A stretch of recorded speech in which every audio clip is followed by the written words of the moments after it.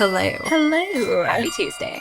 This is the Witches, Magic, Murder, and Mystery podcast. And I'm Kara. And I'm Megan. And I have this short little episode for you today, as all of our Tuesday episodes are. Although I say that, and sometimes they end up being half an hour. It just kind of depends.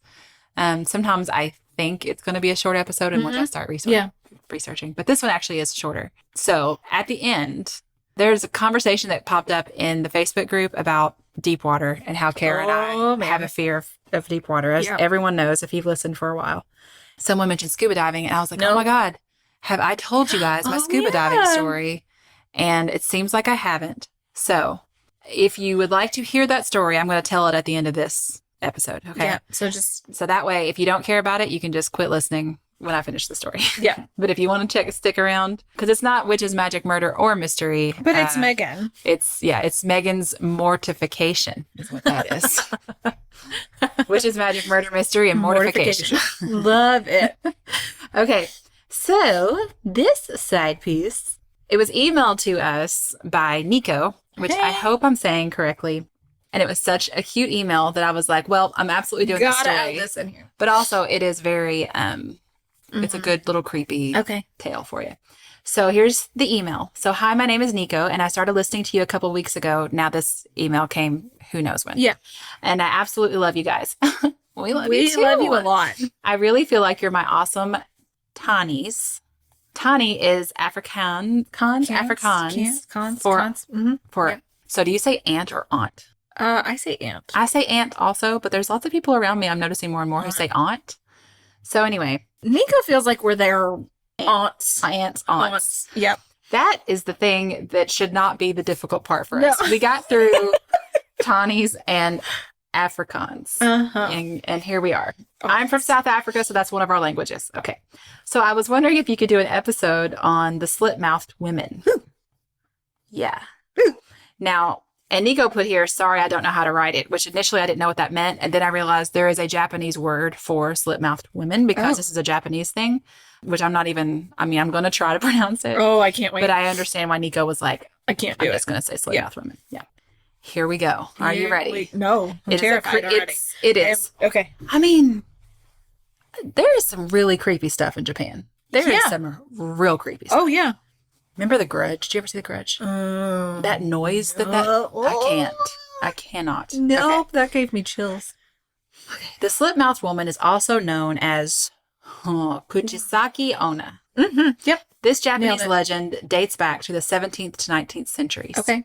Back in the 70s, the legend first appeared in print, and it caused such hysteria that school children were escorted by members of the Parent-Teacher Association when they walked to and from school. Like, they were so scared, it was like, it's okay, we'll walk with you. Oh. Remember that Momo craze? Oh, I was terrified of her, too. Yeah. Just because I couldn't stand, it's not so much that, I just couldn't stand to look at her. She was so creepy. Yeah, no, it was so weird. Yeah. I didn't like it. Was it on YouTube or TikTok? YouTube. Yeah. The malevolent spirit of the Slit-Mouthed Woman appears as a woman with long, straight black hair and pale skin. Okay. She keeps her face partially covered with a mask, which must have been particularly hard to spot now that we all wear masks. Yeah, we all wear them. She might also use a hand fan or a scarf to cover her face. The whole point is, when you see her, she's got part of her face covered. Right. She's Sia. And she carries something sharp, like scissors. She's Sia. She carries something sharp, like scissors or a knife or something along those lines. Oh.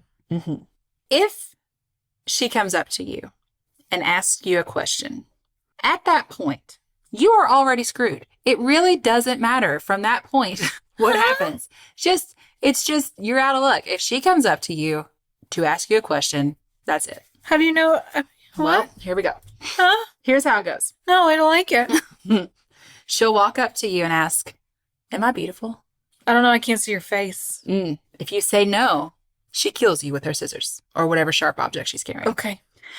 So now you're like, cool, I'll just always say yes if any woman asks me if I think she's pretty, which is honestly probably fairly good life advice. Really should. Anyways. But here's the thing, which I put in all capital letters. But here's the thing. But you must know.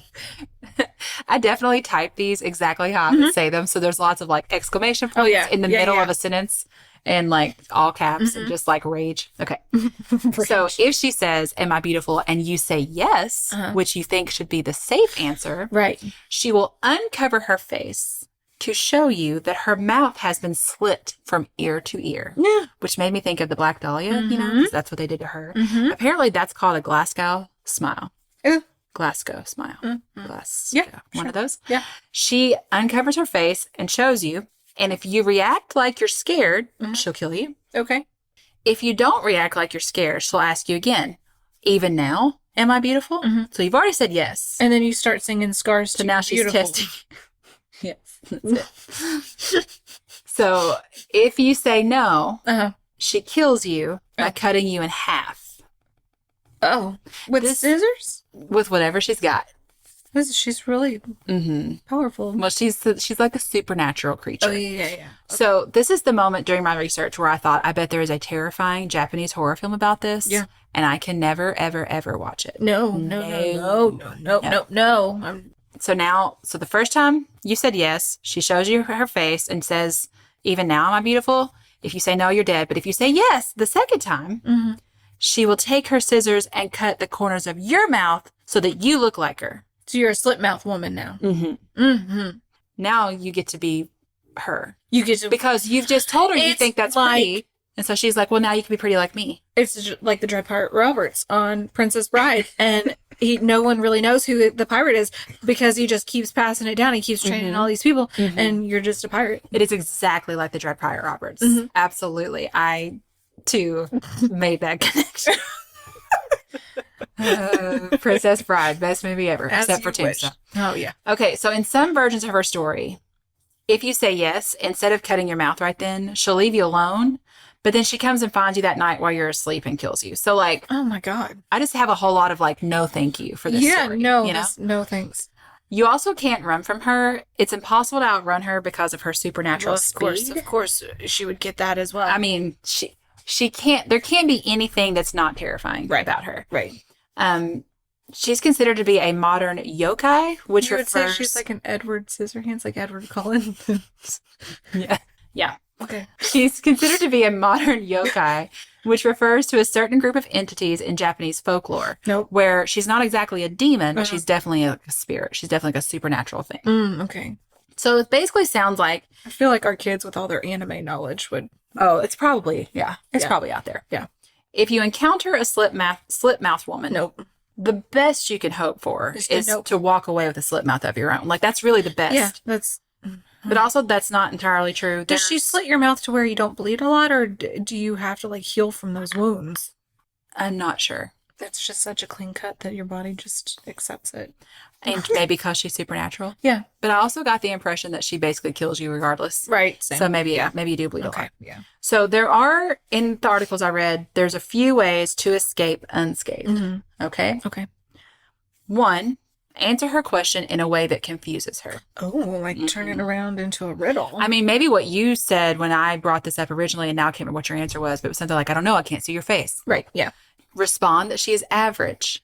I would also. You're about a 6. You're about a 6. I give you a 6. Distract her with money or hard candy.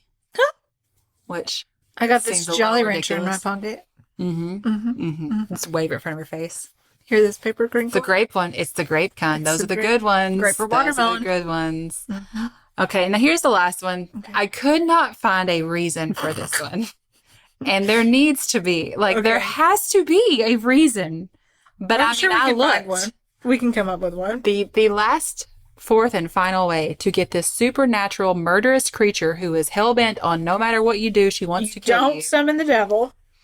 Is to say the word pomade 3 times.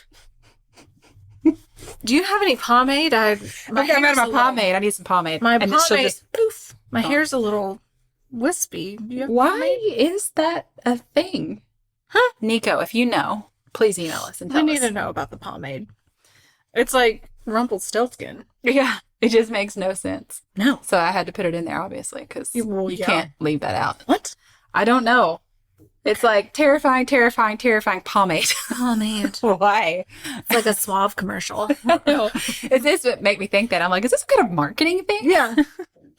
So the story behind like the origin of the Slit-Mouthed Woman is that she cheated on her husband who was a samurai. And when he found out, he slit her mouth and said, "Who will find you pretty now?" Ooh. And a few months later, she died by suicide. Okay. So there are other versions of this legend. Her mouth was mutilated during a medical or a dental procedure, which also terrifying. That's she was mutilated by a woman who was jealous of her beauty. Oh man! Or maybe that's why she wanders around asking if she's beautiful. Mm-hmm. Mm-hmm. And here's the most upsetting one: is really just that her mouth is really full of sharp teeth. Oh, like Stephen King's It. Oh, just real sharp teeth, but cut her mouth. Mm-hmm. Oh, okay. Which, if you envision it, let's envision it. Like a shark's this beautiful mouth. Japanese woman, long, dark hair, straight, teeth. Shiny. Rows of shark She's got teeth. A mask or a fan. Let's think it is a fan. Okay. Over her face, and she looks at you and she says, "Am I beautiful?" With like the gold foil and the flowers and the different colors. Am I beautiful? Okay. Perfect pale skin. Eyes over top. Yeah. All the pretty makeup. And you say, "Yes." Wow, God, yeah. And then she takes the mask down, and it's just You're like fuck that. Pomade.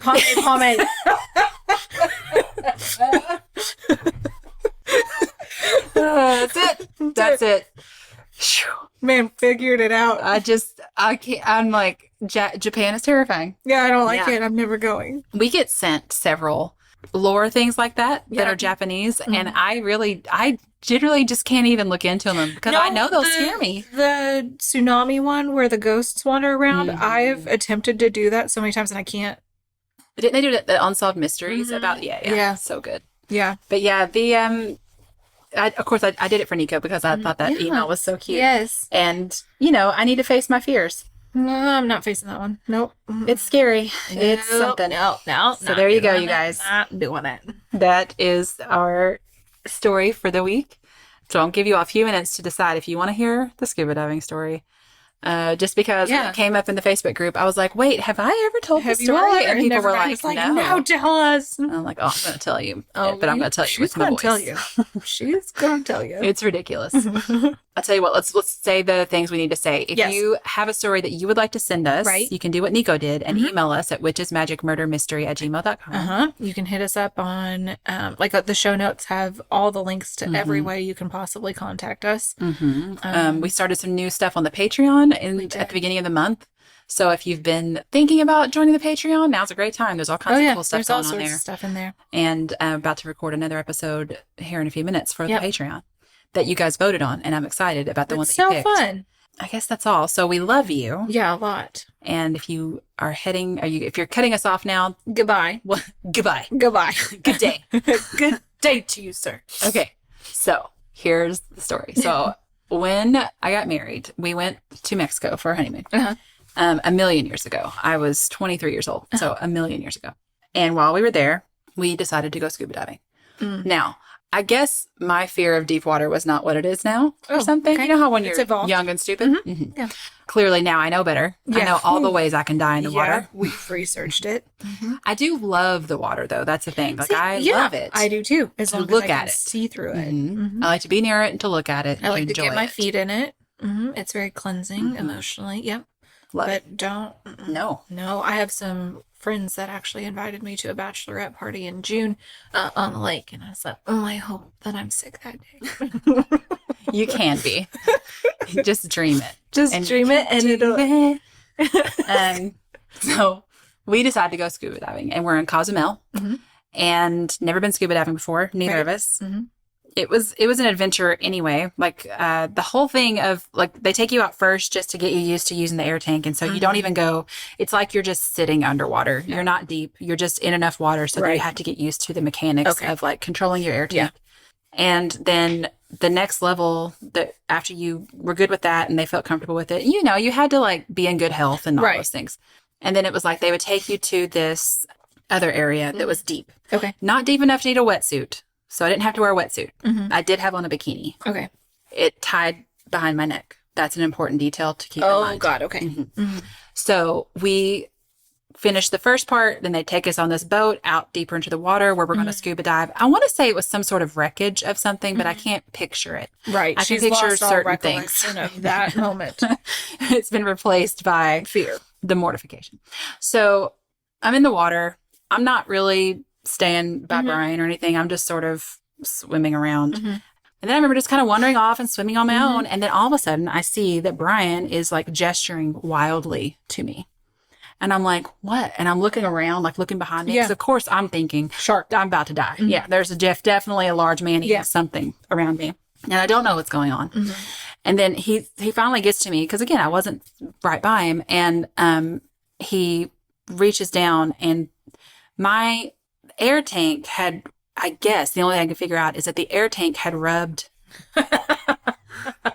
your tie on your bathing suit. Yep. So just free and free floating. So it was, I was like, oh my God. And so he tied it and I look around and nobody seems to be paying any attention. And there's a large group of people, but it was also a large area that we were scuba diving in. So I was like, okay, nobody saw it. Nobody knows what my tits look fine. like. Yeah. It's fine. So we finish out. And then as we're getting back into the boat, everybody sort of, waits because there's just one ladder. I get to the ladder and I'm climbing up and one of the instructors, there were 2 or 3 instructors, I think. He has this very thick Spanish accent and says, as he takes my hand to pull me up, he says, I saw you flashing everybody down there.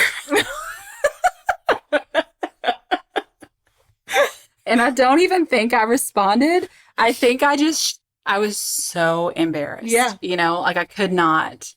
Now, like I've had 2 kids. Right. I've breastfed. Boobs I are don't care. boobs. It's like boobs. Yeah. But at the time, I was 23. Oh, yeah. And that's my skin. Don't look at my skin. then I'm like, oh my God, everybody saw. Everybody saw. And I had to ride on that boat to get to the whole way get back.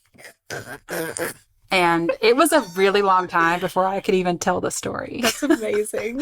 And now you've all heard it. Boogs McGee. Oh, it's so embarrassing. But there we go. Wear appropriate clothing when you're scuba diving. Life lessons from Kara and Megan. A bikini.